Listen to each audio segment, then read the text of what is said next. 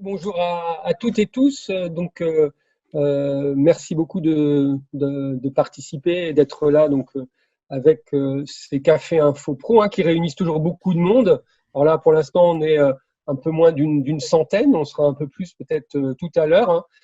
Donc, je voulais faire deux points. D'abord, peut-être vous dire un peu le ressenti et les éléments de cette crise sanitaire qui a été notamment à Strasbourg très importante. Et en tant qu'adjoint au maire, médecin généraliste et président, vice-président du conseil de sciences de l'hôpital, j'ai vécu ça au jour le jour.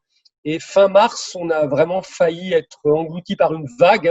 On a vécu quelque chose que, en tout cas moi, je n'avais jamais vécu en tant que professionnel de santé et bien sûr en tant que politique, c'est-à-dire près de 650 personnes hospitalisées à Strasbourg, donc presque un hôpital Covid. Un tiers à la moitié de l'hôpital était avec des personnes ayant ce virus et avec près de 200 personnes hospitalisées en réanimation. Voilà, donc, c'est grâce notamment à la solidarité internationale, notamment l'Allemagne, et la solidarité avec le Sud-Est et l'Ouest, moins touchés, qu'on a pu arriver à réanimer toute personne qui le nécessitait. Sinon, on aurait dû avoir des choix terribles au niveau éthique qu'on n'a pas eu à faire, mais il s'en est fallu de très peu, très peu. Voilà. On était vraiment nus, on n'avait pas de masque, on n'avait pas de matériel de protection, on était aveugle, on ne pouvait pas faire de tests de dépistage, notamment en ville. Donc on a vécu des conditions très importantes et bien sûr les médecins hospitaliers, mais aussi les médecins de ville, mais aussi tout le secteur médico-social s'est engagé très avant. Notamment, on a mis en place d'ailleurs, certains d'entre vous peut-être étaient bénévoles et engagés dans Covid Écoute 67 qui s'est fini là aujourd'hui pour prendre en charge les gens qui avaient de grandes difficultés autour du confinement.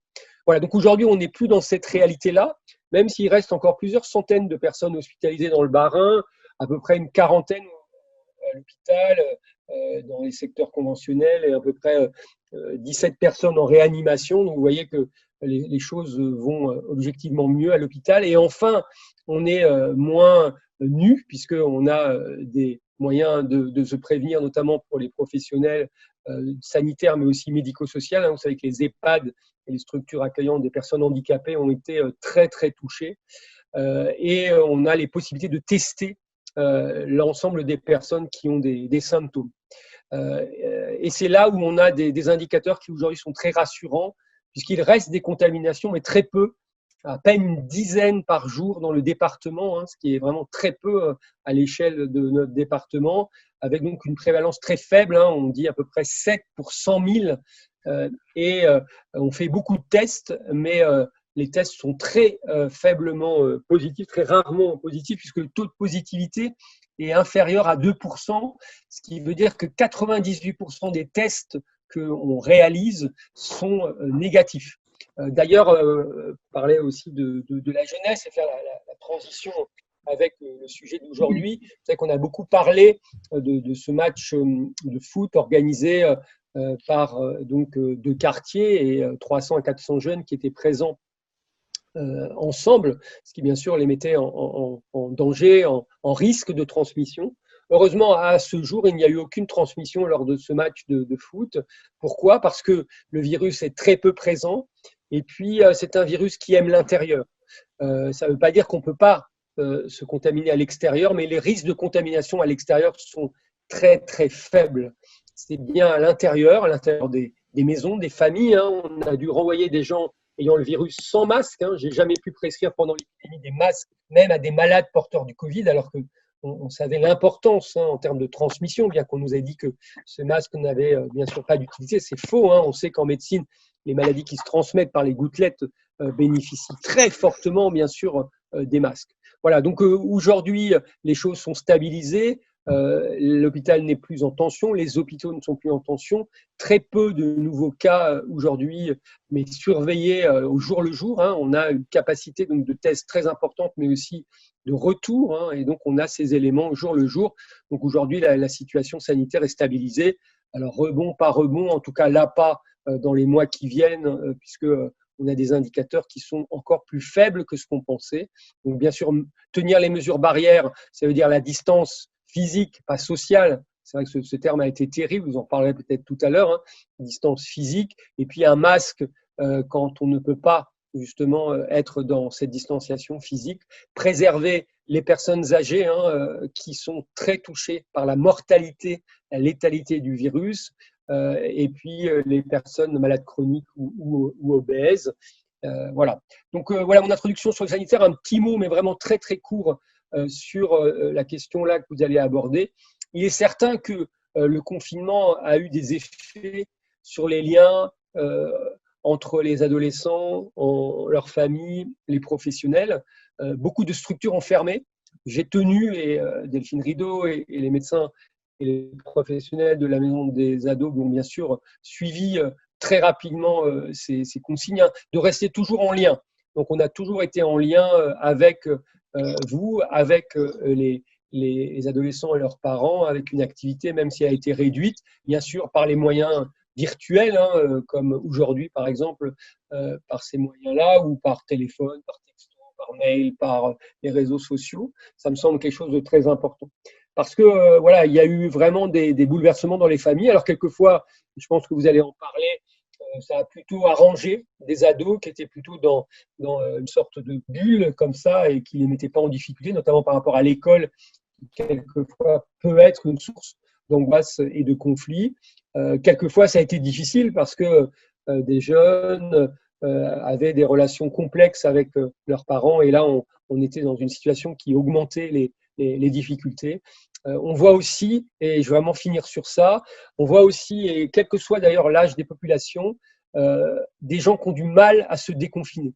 C'est-à-dire des gens qui ont appliqué vraiment de façon très dure le confinement, notamment ils n'ont même pas fait les 1 heure d'activité physique qui était proposée, en tout cas possible, et ils restent très très confinés. Et ce qui pose des problèmes d'ailleurs pour l'accès aux soins. On a du mal à accéder aux malades chroniques, mais qui peut poser aussi des problèmes, bien sûr, pour les ados dans leurs relations sociales et leurs liens avec la société. Voilà, donc je tenais, là je suis en consultation donc entre deux, mais c'est vrai que du coup ces réunions permettent de faire ça. Si j'avais dû venir physiquement, j'aurais pas pu en fait, même en pédalant très vite, ça aurait été un peu plus compliqué. Et là, c'est vrai voilà, c'est un côté positif de ces éléments. Voilà, j'ai pu donc introduire vos travaux, et je laisse la parole donc à Delphine Rideau pour qu'elle puisse organiser vos travaux. Donc je vais rester quelques minutes et puis ensuite je vais retourner à ma consultation. Voilà. Belle journée à toutes et tous. Merci beaucoup. Alors, je redemande à tout le monde de couper les micros et les caméras pour qu'on n'ait pas d'interférence et que ce soit confortable. D'expérience des temps comme ça de Zoom qui durent, on est parti pour toute la matinée ensemble. Ça peut être très fatigant s'il y a des interférences, des bruits parasites derrière les uns et les autres. On va se permettre du coup de couper nous-mêmes les micros des personnes qui n'y parviendraient pas. Alors, cette matinée est consacrée à la famille, aux relations familiales et notamment en cas de rupture familiale. Pour la dérouler, Vincent Berthoud, qui est le médecin psychiatre référent de la Maison des Ados, et Sébastien Dupont, ici présent, je vais le présenter tout à l'heure, ont préparé cette matinée avec un programme qu'on espère assez complet et qui vous conviendra. Concrètement, les intervenants de la matinée vont prendre la parole chacun leur tour. On va essayer de vous proposer à différents moments des temps d'échange ou de questions. Évidemment, la forme est un peu contraignante, mais vous pouvez nous écrire dans la fenêtre de conversation si vous avez des remarques à faire aussi, et si, notamment si vous ne souhaitez pas prendre la parole avec micro et caméra, que vous réactiverez bien sûr au moment où vous voulez intervenir. Alors, Sébastien Dupont est psychologue, thérapeute familial au sein des hôpitaux universitaires de Strasbourg et de la Maison des Ados. il va introduire les propos de cette matinée. Je signale qu'il est par ailleurs auteur d'un livre que vous pouvez retrouver dans toutes les bonnes librairies qui s'intitule La famille aujourd'hui entre tradition et modernité. Ensuite, nous aurons un propos de Madame Isabelle Corpart, qui est maître de conférence en droit à l'Université de Haute-Alsace et auteure, elle aussi, d'un ouvrage qui s'intitule Famille recomposée. Et puis, Sonia Alès nous permettra de dérouler la fin de cette matinée en tant que coordinatrice des dispositifs de médiation familiale sur le département du Bas-Rhin et elle-même médiatrice familiale. J'espère que je n'ai pas dit de bêtises pour vous présenter tous les trois. Si c'est le cas, je vous laisserai me corriger. Je te laisse la parole, Sébastien, dans un premier temps. Merci Delphine. Bonjour à toutes et à tous. Voilà, je suis ravi de pouvoir participer à cette journée avec Isabelle et Sonia. Je pense que c'est un bouquet assez complet et on va essayer de parler chacun une petite demi-heure et après d'avoir un grand temps de discussion avec vous. Alors, je vais commencer par voilà une introduction générale, même avec quelques chiffres sur cette problématique qui est très actuelle. Je pense que vous serez toutes et tous d'accord pour dire qu'on y est tous confrontés dans nos professions, dans les populations qu'on prend en charge. Les problématiques de rupture et de recomposition familiale sont prégnantes et sont souvent des facteurs de risque ou des facteurs de difficulté non négligeables dans les parcours des enfants, des ados et des familles. Alors évidemment, dans cette matinée, on va beaucoup parler des problèmes. Alors c'est surtout pas pour dramatiser, pour faire du pathos, parce qu'il y a en effet des familles qui s'en sortent très bien, qui trouvent des ressources, des solutions. Mais pour trouver ces solutions, il faut aussi connaître les problèmes, savoir en parler, savoir les aborder. Et d'ailleurs, quand on regarde les familles qui s'en sortent le mieux, souvent ce sont des familles qui justement ne dénient pas les problèmes et qui les abordent, qui les abordent avec les enfants, les ados, les parents, font la démarche de se faire aider, de se faire suivre par des professionnels, par des psys, de s'engager dans des médiations familiales. Donc la confrontation constructive au problème fait souvent partie d'un processus heureux de rupture et de recomposition des systèmes familiaux. Alors, je vous propose d'emblée quelques chiffres uniquement pour situer les choses, parce que c'est un domaine sur lequel on entend beaucoup de choses et beaucoup de contre-vérités. D'abord, gardez à l'esprit que 3/4 des enfants, 75% des enfants et des adolescents qui vivent en famille, vivent avec leurs deux parents. C'est-à-dire, si on prend tout âge confondu des enfants mineurs, seulement 1/4 des enfants vit avec des parents séparés. C'est-à-dire que c'est pas le raz-de-marée qu'on entend souvent dans les médias, qui sont souvent influencés par le fait que les journalistes, les grands médias se situent dans les grandes villes, là où il y a le plus de séparation. Et donc, ils peuvent avoir l'impression qu'il en est de même sur tout le territoire, ce qui n'est pas le cas.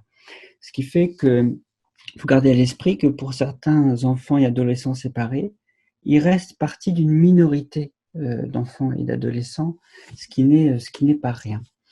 Alors, quand on prend les adolescents à la veille de leurs 18 ans, on découvre là qu'on est à 1/3 environ. Un enfant sur 3 voit ses parents se séparer avant l'âge de 18 ans. D'autres enquêtes intéressantes montrent que la majorité des Français, la grande majorité des Français, reste attaché à un modèle de la famille pérenne. 77% des Français préfèrent construire une seule famille dans leur vie en restant avec la même personne. Et c'est très fort chez les personnes en âge de fonder une famille, en fait, entre 18 et 35 ans, où on est à plus de 80%. Ce qui fait que, contrairement là aussi à ce qu'on entend parfois chez des essayistes, il n'y a pas comme ça une négligence pour la famille Kleenex, le conjoint Kleenex. Pas du tout, en fait, les gens restent, pour la majorité, attachés à la pérennité familiale, ce qui est très important à considérer parce que en cas de rupture, ça signifie que la déception peut être très forte, la souffrance peut être très forte, le deuil peut être très fort. Ce qui fait que, en fait, il y a un phénomène paradoxal, hein. On idéalise beaucoup la famille aujourd'hui, on voit la famille comme un lieu d'épanouissement, de satisfaction personnelle, de réalisation dans l'amour et l'affection. Et donc la rupture peut vraiment être vécue comme un très très grand échec personnel. Ce qui fait que la banalisation statistique, l'augmentation du nombre de ruptures familiales, qui est vrai, ne s'accompagne pas d'une banalisation psychologique pour les protagonistes. Quelques autres chiffres. Avec qui vivent vraiment les enfants de parents séparés? Je mets vraiment, parce que parfois on considère les jugements, etc. Mais d'abord, toutes les familles ne passent pas devant le juge, puisque tous les parents ne sont pas mariés. Et les parents ne respectent pas toujours les résidences imposées par le juge. Donc, quand on considère ça, qui vivent vraiment les enfants de parents séparés, vous avez déjà la moitié qui vivent uniquement avec leur mère. C'est bien uniquement. Ça veut dire qu'ils ne dorment pas chez leur père, qu'ils passent moins d'un jour par mois chez leur père. Et donc, on découvre que les situations qu'on imagine être de plus en plus la règle, les résidences alternées, etc., le passage fluide entre deux ménages, est en fait une minorité, encore aujourd'hui, de cas. Ça reste très compliqué à organiser. Donc, 3/4 des enfants de parents séparés vivent exclusivement chez un seul de leurs parents. On voit que notre culture n'a pas encore réussi à normaliser, on pourrait dire, les situations de relations familiales d'après rupture. On découvre aussi des phénomènes tels que celui qui nous montre que la présence d'un beau-père dans la vie de l'enfant diminue la probabilité que l'enfant conserve le lien avec son père. C'est-à-dire qu'on reste encore imprégné de cette culture de la substitution des liens. Un beau-père se substitue au père.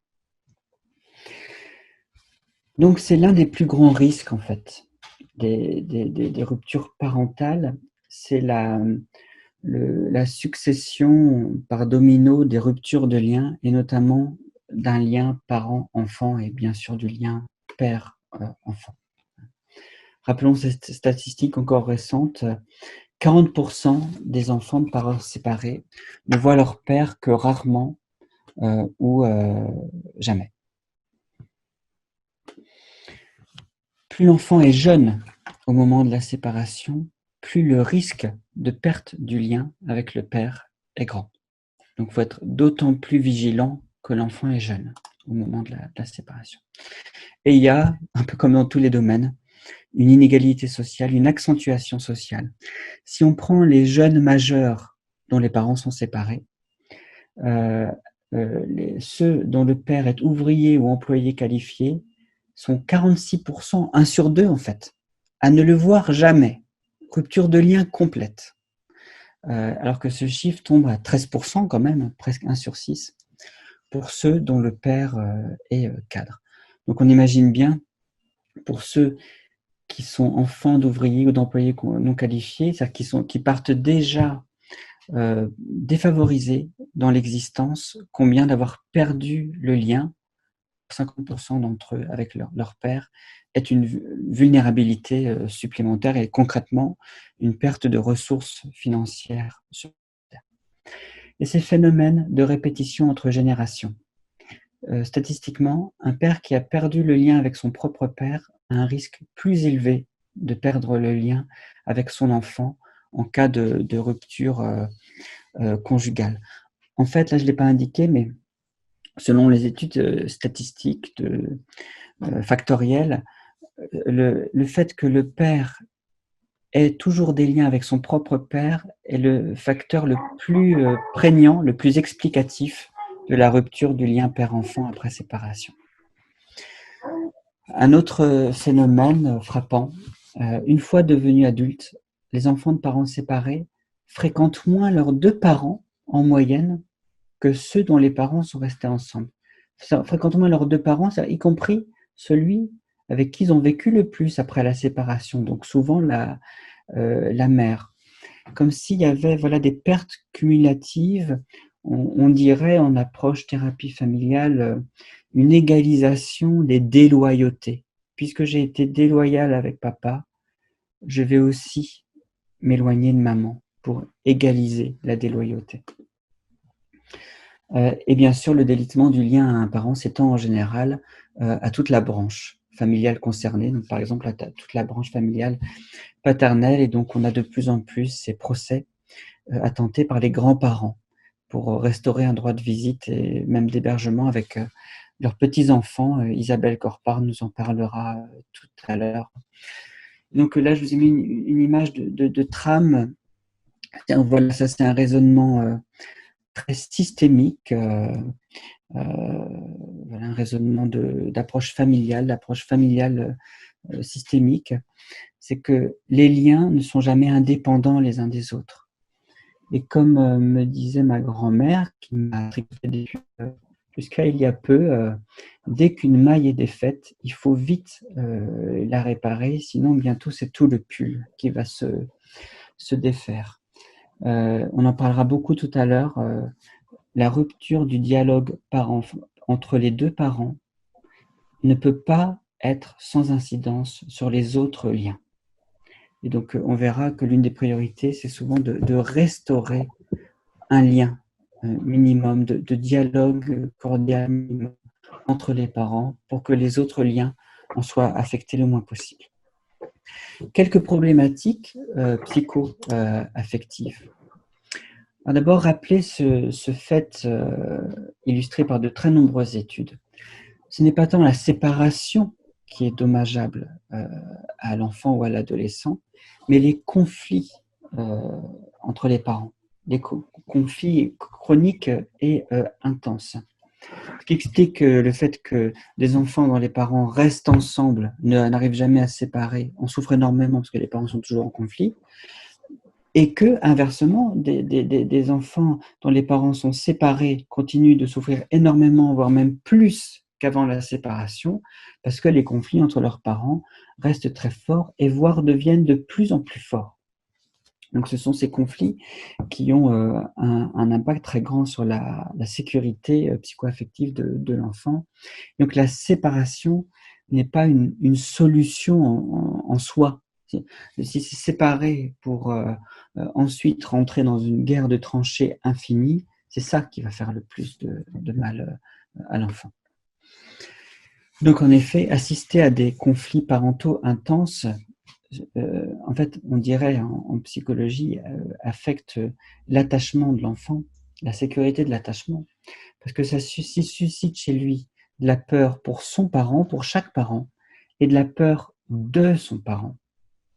Lorsqu'il y a des conflits très forts autour d'une séparation ou dans la suite de séparation, les enfants peuvent être très, très choqués et en témoigner d'ailleurs, notamment vis-à-vis de leur père, bien sûr, qui peuvent faire preuve d'une violence plus forte, mais aussi vis-à-vis de leur mère. Il y a des adolescents qui ont plusieurs fois témoigné de ça. Je n'avais jamais vu ma mère comme ça. Frapper mon père, casser des objets, l'insulter, hurler. Je n'avais jamais vu ma mère comme ça. Et donc les études montrent que les enfants qui ont assisté à de tels conflits intenses, voire violents, présentent plus de comportements antisociaux, ont plus recours à la violence en situation de conflit et ont une moins bonne estime d'eux-mêmes. Sentiment de culpabilité, évoqué par 60% des enfants et des adolescents de parents séparés, des angoisses de séparation. Ces enfants, ces jeunes adolescents qui nous disent quand je suis chez papa, maman me manque, quand je suis chez maman, papa me manque, des signes d'anxiété et de dépression. Parfois sur le long terme, avec des études longitudinales qui disent, en fait, on a deux groupes. Le groupe de ceux qui, au moment de la séparation, ou dans les temps qui suivent la séparation, rencontrent en effet des éprouvées intenses d'anxiété, de séparation, mais temporaires, et ensuite ça n'émerge plus, et un autre groupe chez qui ça reste pérenne et qu'on retrouve même à l'âge adulte, ensuite 10 ans, 15 ans, 20 ans plus tard. Des phénomènes fréquents d'inhibition, hein. Le syndrome de l'enfant parfait, plus fréquent chez les filles, qui s'adaptent à tout. Alors c'est extrêmement trompeur pour les professionnels et pour les parents, c'est-à-dire que l'enfant accepte tout, les droits, les modes de résidence très compliqués que les parents imposent, le stress, etc. Et l'enfant veut tellement bien faire, il veut tellement apaiser ses parents qu'il inhibe ses propres besoins, et ce qui a un effet délétère chez le parent parce que ça prive le parent de signaux qui seraient utiles pour lui en tant que parent, ou de signaux qui lui indiqueraient la nécessité de retrouver un rôle de parent plus sécurisant. Et donc, c'est des enfants chez qui il y a un effet souvent de contre-coup bien plus tard, à l'adolescence ou à l'âge adulte, et qui là s'expriment beaucoup plus sur leur souffrance. L'une des souffrances les plus exprimées par les adultes qui ont connu la séparation de leurs parents lorsqu'ils étaient enfants ou ados, c'est de souffrir à 71% du discrédit de l'un des parents par l'autre. Et ça, on sait qu'en termes de diminution de l'estime de soi, c'est le facteur primordial. Un parent qui discrédite l'autre parent devant son enfant ne se rend pas compte qu'il mime l'estime de soi de l'enfant. Les phénomènes d'adultisation, de parentification, adultisation, le parent, parfois parce qu'il ne peut pas faire autrement, parce qu'il se retrouve parent seul, parce qu'il n'arrive pas à s'en sortir, parce que la situation matérielle est trop compliquée, demande à l'enfant d'être autonome prématurément, de se débrouiller seul, de se faire à manger, etc., de se responsabiliser tout seul, ou alors il devient un conjoint de substitution, un confident, dans une relation symétrique. Et la parentification, donc là, c'est plutôt une inversion des rôles, c'est-à-dire que le parent, parce qu'il est trop meurtri, parce qu'il est rentré dans une dépression, parce qu'il est ravagé, parce qu'il est submergé par le deuil, en fait, se repose sur son enfant, et l'enfant devient un parent pour le parent. L'enfant prend en charge les besoins de son parent. C'est souvent une tendance spontanée de l'enfant. Soigner la branche sur laquelle je suis assis. Et c'est d'ailleurs un phénomène contre lequel les leçons de morale ne servent à rien. Et nous, en tant que professionnels, si on dit à l'enfant chacun sa place, c'est pas ton rôle, etc., ça sert à rien. L'enfant, lui, il veut avant tout sauver son parent et donc se sauver lui-même. Bien sûr, les conflits de loyauté. Si je fais plaisir à papa, je fais de la peine à maman. Si je fais plaisir à maman, je fais de la peine à papa. Les parents ne se rendent pas toujours compte qu'ils mettent leurs enfants dans une situation impossible, psychologiquement, intenable, sur laquelle on est de mieux en mieux documenté, on a de plus en plus d'études, et on voit les dégâts psychologiques, affectifs et même cognitifs que ça crée chez les enfants. Ça rend dingue, en fait. Ça rend dingue. C'est une situation schizophrénogène d'avoir toujours tort, de devoir mesurer tout ce qu'on dit, de faire toujours mal, puisqu'on fait toujours de la peine à l'un en étant bien avec l'autre.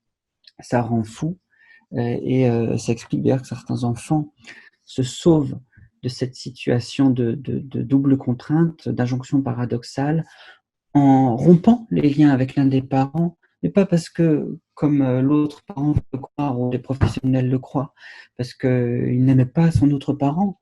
Ce dont il veut sortir, c'est du conflit loyauté. C'est pas du lien avec l'autre parent.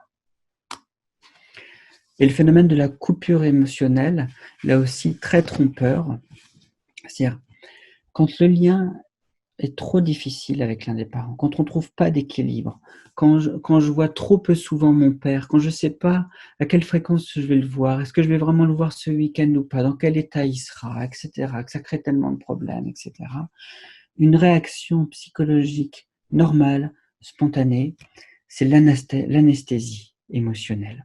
Et donc, en effet, on peut avoir l'impression chez des enfants et des ados qui sont maintenant indifférents à leurs parents. Et on peut aussi le retrouver chez l'autre parent, notamment chez le parent qui a une résidence minoritaire, un week-end sur 2 ou moins.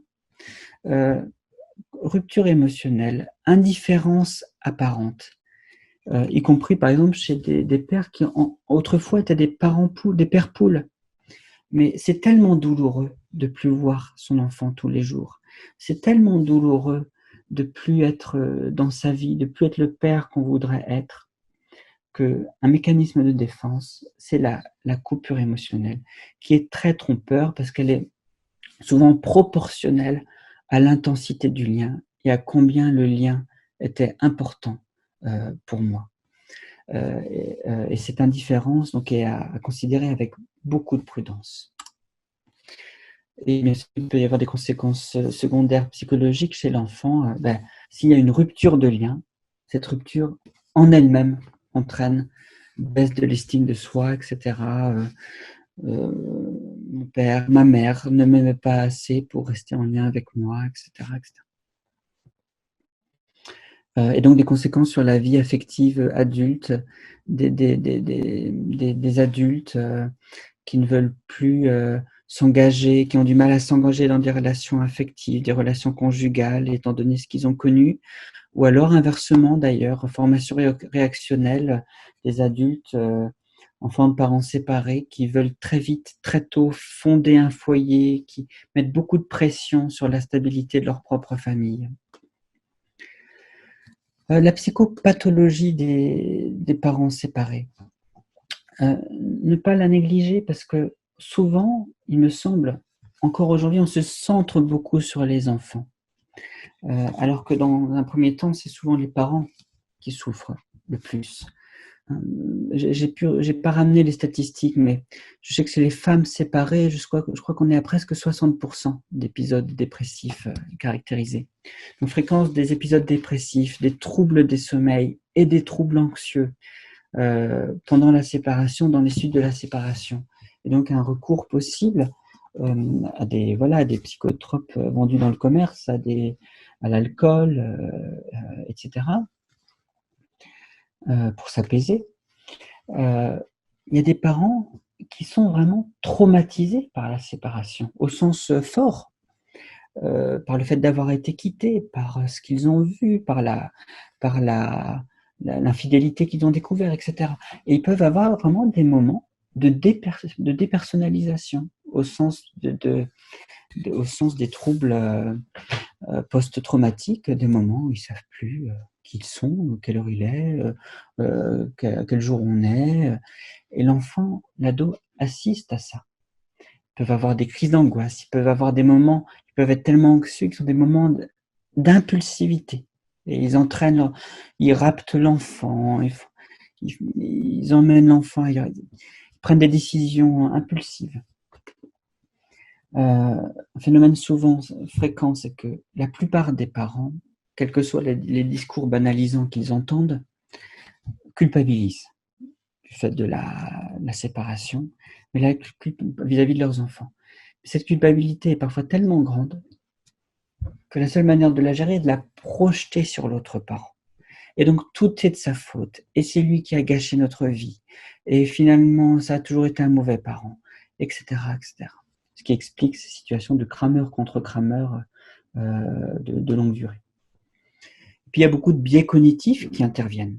Quand on finit par considérer son ex-conjoint comme un ennemi, on a des biais cognitifs qui interviennent. Attention sélective, on ne perçoit plus que ce qui va dans le mauvais sens et qui noircit son image. On lui attribue des intentions. On projette sur lui sa propre haine. On l'étiquette. Dans les situations de rupture parentale, la notion médiatique de pervers narcissique a un succès fou parce que justement, c'est l'étiquetage du méchant par excellence, quoi, celui qui fait que des choses méchantes, qui manipule, etc. Y compris pour quelqu'un avec qui on a vécu pendant 15 ans. C'est très simpliste, mais pour dresser une vue d'ensemble, comme ça, de ce que peuvent vivre les parents, la considérer comme une avalanche émotionnelle.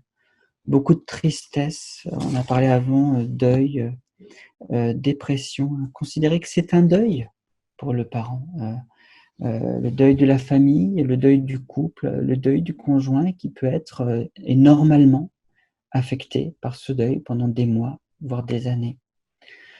La colère, bien sûr, qui peut se traduire par de la haine, même par une volonté de vengeance explicite. Je te prive de tes enfants pour me venger de ton infidélité, avec un mélange des registres. La peur, beaucoup de peur. Peur d'être seul. Peut-être qu'on ne prend pas toujours le temps de parler avec les parents simplement des peurs humaines fondamentales. Voilà. Vous avez vécu avec quelqu'un pendant 15 ans, maintenant vous vous retrouvez seul. Une semaine sur 2, vous vous retrouvez seul. Il y a beaucoup de parents qui ont très peur de cette solitude, très peur que le lien avec leur enfant s'émousse, très peur que l'autre parent s'occupe mal des enfants.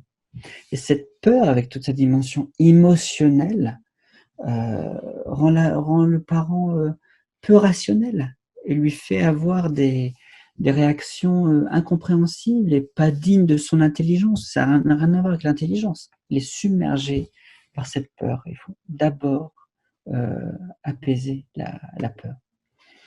Alors, j'évoque la joie. La joie parce que d'abord, il y a des parents qui sont sincèrement soulagés d'enfin se séparer et ou qui vivent des moments d'euphorie dans les suites de la séparation. Euphorie qui est d'ailleurs parfois contre-dépressive. Donc, des moments d'euphorie qui, là aussi, peuvent être temporaires, mais qui leur font avoir des comportements qui ont l'air irrationnels. Ils prennent des décisions, ils envoient leurs enfants en vacances pendant le temps scolaire, hop, ils emménagent avec une autre compagne, un autre compagnon extrêmement vite, ils organisent des fêtes, ils lèvent tous les interdits éducatifs. Tu sais quoi, bah oui, on va fumer du cannabis ensemble, mon garçon. Des moments d'euphorie, d'ailleurs, quand ça retombe, plusieurs mois plus tard, il y a des parents qui témoignent de ça. Ils disent, mais qu'est-ce que j'ai fait? Qu'est-ce que j'ai fait? J'exposais mon enfant à des nouvelles conjointes successives. Qu'est-ce que j'ai fait? J'ai fait des fêtes à la maison. Et donc, le parent a parfois eu des comportements régressifs et ça le blesse énormément dans l'image qu'il a de lui-même comme parent vis-à-vis de ses enfants.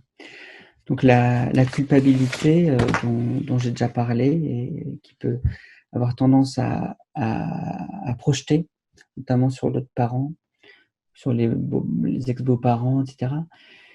Et cette culpabilité, sans vouloir accabler les parents, surtout pas, il me semble qu'il faut leur donner la place d'en parler. Et parfois même, de pouvoir en parler à leurs enfants. Et parfois, ça peut être très important pour rééquilibrer les relations familiales, que le parent puisse ouvertement dire à son enfant « Oui, en fait, j'aurais pas voulu ça pour toi, que tu te retrouves à devoir changer d'établissement scolaire, que tu te retrouves à un week-end sur 2 faire 200 km, etc. Je n'aurais pas voulu pour ça pour toi. Je m'en veux de t'imposer, que ton père et moi, ta mère et moi, on t'impose tout ça. Je m'en veux pour tout ça. Mais par contre, je ne m'en veux pas de t'interdire de jouer à la console la nuit, je ne m'en veux pas, etc. C'est-à-dire qu'on restaure les niveaux de culpabilité et en même temps, on restaure le parent dans son rôle éducatif. Et de la même manière, la honte. La honte, le parent, on n'en parle pas toujours, mais parfois le parent a très honte de lui-même vis-à-vis de ses enfants et vis-à-vis de l'entourage, vis-à-vis de son entourage, vis-à-vis de sa propre famille. Il se voyait pas, je me voyais pas comme une femme divorcée. C'était pas mon image pour mon avenir. Je me voyais pas comme un homme divorcé, à vivre dans un 2 pièces, etc. J'ai honte. Et malheureusement, comme vous le savez, la honte souvent amène à s'isoler. Et plus on est fragile, moins on a recours à ses ressources, etc. Et c'est la spirale. Quelques mots, c'est important, sur le syndrome d'aliénation parentale, dont il est important de parler, même s'il y a eu des polémiques autour de ça. Comme vous savez, c'est un syndrome qui a été décrit par un psychiatre américain, Dr. Richard Gardner. C'est comme une situation extrême, en fait, d'influence du parent sur l'enfant, de loyauté extrême, de conflit de loyauté. Alors, qu'est-ce qu'on a comme signe chez l'enfant, hein? Campagne de rejet, de diffamation envers l'autre parent. Hein, donc, l'enfant est très loyal à un parent et critique énormément l'autre parent et le dit ouvertement à d'autres adultes, d'autres enfants. Des rationalisations étranges. Je veux plus aller chez mon père parce que il m'oblige à mettre la table. Les troisième et quatrième signes sont essentiels. Absence d'ambivalence normale, absence de culpabilité. C'est normal qu'un enfant puisse en vouloir à ses parents et même exposer, et notamment un adolescent, des critiques à ses parents. Ça, c'est complètement normal. Ce qui est normal, c'est de le faire sans aucune culpabilité, sans aucune ambivalence, de pouvoir dire à un juge, à une assistante sociale, à un psy, mon père, c'est vraiment un en fait, et je veux plus jamais le voir, et je m'en fous complètement. Voilà. Je pense qu'on peut considérer que c'est un... Et de parler comme ça, en regardant les yeux dans les yeux, en n'exprimant aucune ambivalence, aucune gêne, alors que les autres enfants, les autres adolescents exprimeraient cette gêne en même temps. Donc c'est souvent un signe d'aliénation à un parent. Le phénomène de sa propre opinion, c'est-à-dire que l'enfant ou l'adolescent insiste pour dire mais tout ça c'est moi qui le pense, hein, personne ne m'a dit de le dire, hein, je le dis dans mon propre nom, hein. C'est-à-dire qu'il désamorce toute suspicion chez les professionnels, chez l'entourage. Prise de parti explicite, j'ai choisi mon camp, quoi. J'ai choisi mon camp. Un signe, par exemple, important, c'est que souvent, l'enfant parle au « nous ». Voilà avec tout ce qu'il nous a fait. Papa nous a trompés. Les scénarios empruntés, l'enfant réutilise ou l'adolescent réutilise des formules, des termes dont c'est sûr que ça n'est pas les siens, qu'il a entendu chez d'autres adultes. Donc, ça peut être même des enfants qui disent voilà, quand je pense que maman elle a fait semblant de se tromper de case dans la déclaration de revenus, qu'elle a utilisé la case UK7 et pas la case UK8 pour payer moins de pension alimentaire, etc.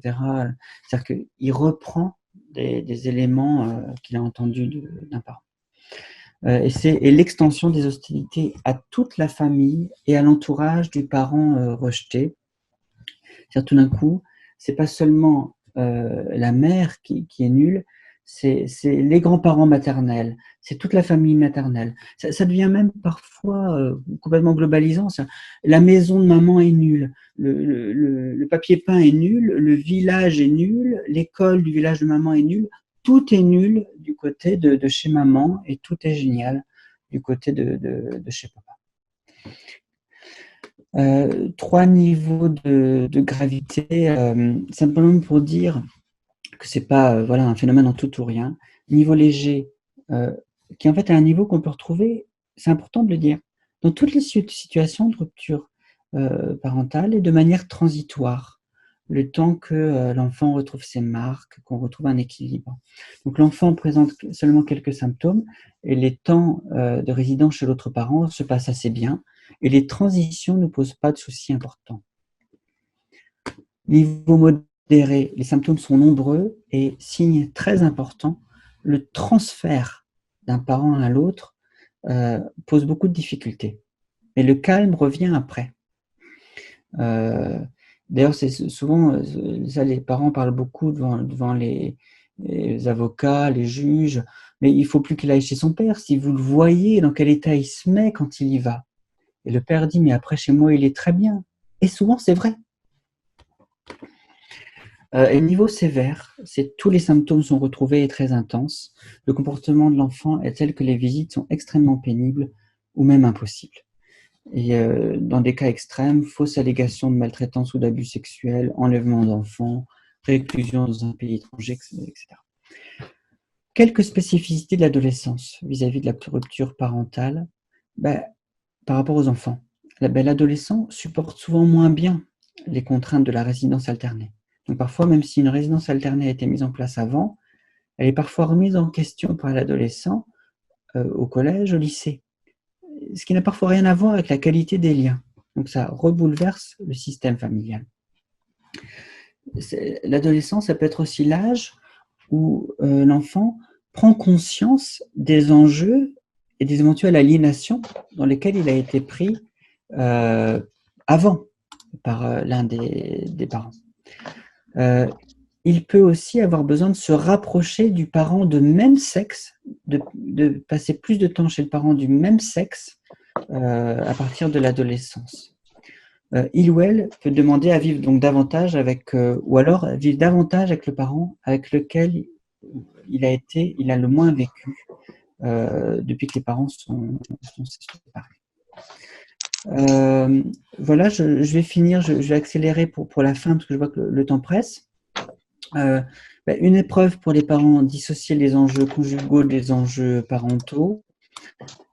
Importance pour chaque parent d'avoir d'autres interlocuteurs que ses enfants, sinon les enfants deviendront des confidents, vont devoir prendre parti, etc. Importance du dialogue direct entre les parents, ça c'est la clé. On en parlera beaucoup avec Sonia Alès. En fait, c'est la priorité. Maintenir ou restaurer le dialogue direct entre les parents. C'est le nœud du problème et souvent on a tendance à éviter ce nœud du problème, à vouloir aider les enfants, à vouloir aider le lien parent-enfant, etc. Mais tant qu'on n'est pas intervenu sur ce nœud du problème, on arrivera à peu de choses. Et donc besoin parfois d'un tiers pour aider cette relation. Donc l'épreuve pour les parents, c'est de former, restaurer une équipe parentale. Même si le couple conjugal n'est plus, le couple parental perdure. Et c'est facile à dire, dur à faire. Il faut inventer une nouvelle relation. Et on a encore peu de modèles de ce type de relation très spéciale, parents séparés. Une relation qui n'est pas basée sur l'affection, ni sur la morale conjugale, mais sur la collaboration, ce qu'on pourrait appeler une éthique de parents séparés. C'est très intéressant d'écouter les parents séparés qui y arrivent. Et souvent, ils nous disent des choses du genre, bon, il ou elle me fait vraiment suer, mais c'est le père de mes enfants, c'est la mère de mes enfants. Je lui serai toujours loyal à ce titre. Ils expriment des choses comme ça.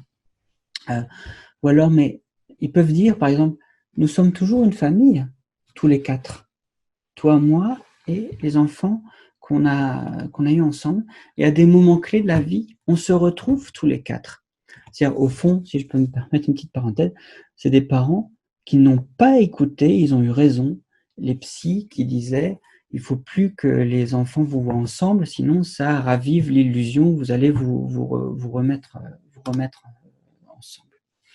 Cette cohésion est essentielle parce qu'elle facilite la traversée d'autres étapes ultérieures. Parce qu'on peut avoir un équilibre juste après la séparation, mais il peut y avoir mille facteurs de fragilisation ensuite. Des nouveaux conjoints, des changements de mode de garde, des décisions importantes à prendre, des événements imprévus, des déménagements, etc. Donc, même chez les parents qui s'entendent plutôt bien au moment de la rupture, il faut consolider cette équipe parentale qui sera décisive 1 an, 5 ans, 10 ans, parfois 20 ans après, quand l'enfant se mariera ou autre. Voilà, je vous remercie de votre attention.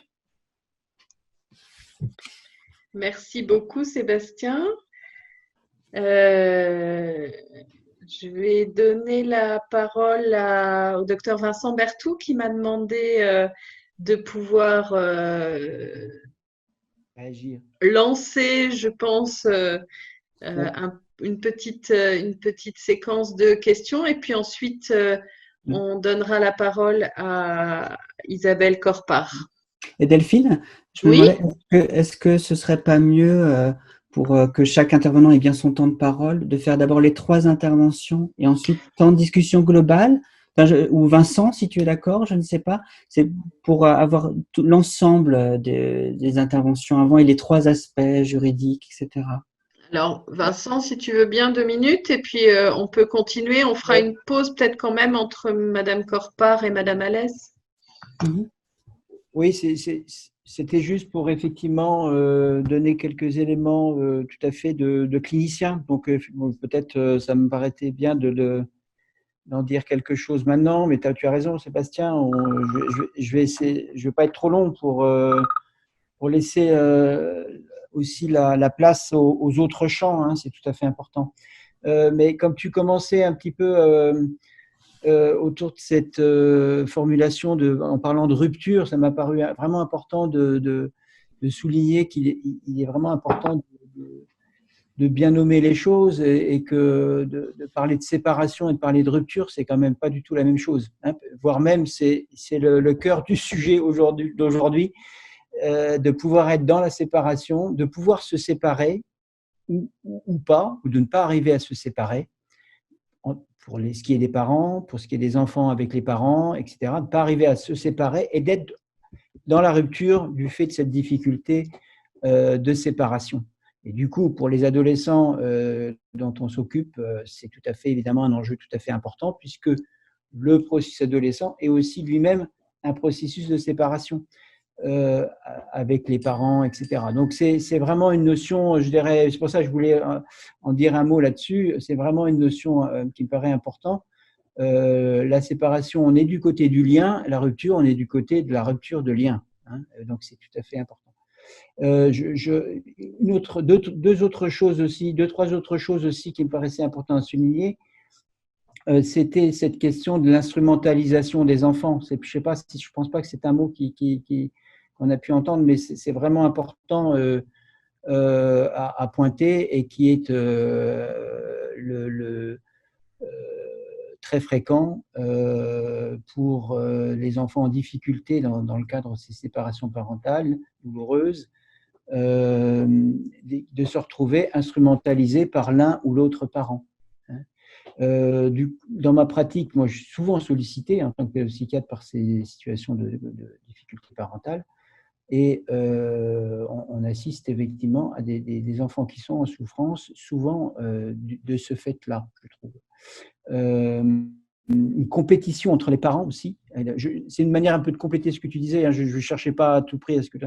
Mais ce sont des notions tout à fait pratiques et on le voit très fréquemment. Alors, bien sûr, des situations de rupture, ok, mais sinon des situations de non-rupture, mais avec une compétition qui alourdit un petit peu le compétition au sens d'être le bon parent, hein, et d'en faire vraiment beaucoup. Et l'enfant là-dedans, entre les dedans, il se retrouve ballotté à devoir un petit peu subir presque un trop-plein d'amour finalement, et c'est assez compliqué.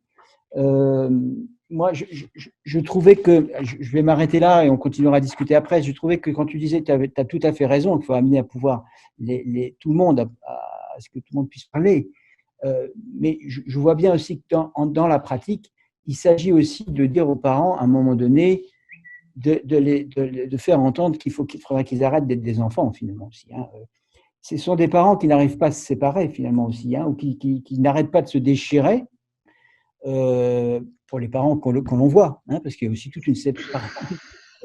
un paquet de parents qui se séparent correctement, hein.